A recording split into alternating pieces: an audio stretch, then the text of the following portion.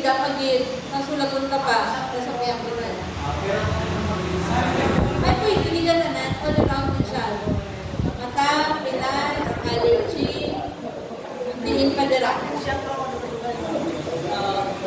Kung tama, di ka hapdi, normal, sa hapdi, pero kung tama, di ka hapdi, kung silingon ako nung makasasala ang mata, tuway man na diya sa ato, tuwa ka niya pastors mo.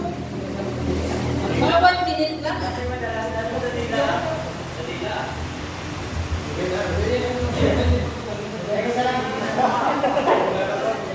Uy, kapag sexual health ganyan gusto niyo i-improve sa dila, niyo patakan.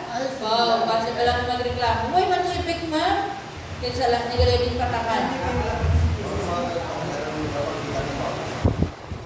Pag namigit siya sa dalong dila, kung makabulit siya sa inyong heart, sa inyong blood flow, nagkatasan sa dyan level nyo, ang hapon-hapon nyo wala, magsakasal na tinahapon ko sa sigay puro. Ang ako naman yung tatay, kung mag-atake ang gout niya wala, nagapatak lang siya kapahupas, sakit siya niya tuhol. Lalo na kung magkaan ka mo karne, nag-atake nilang gout.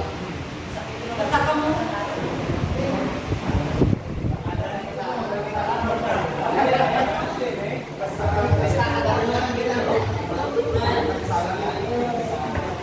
And then actually, Pastor, is that really for somebody pwede? Hindi ko pa naman sa mata, libre naman ka na.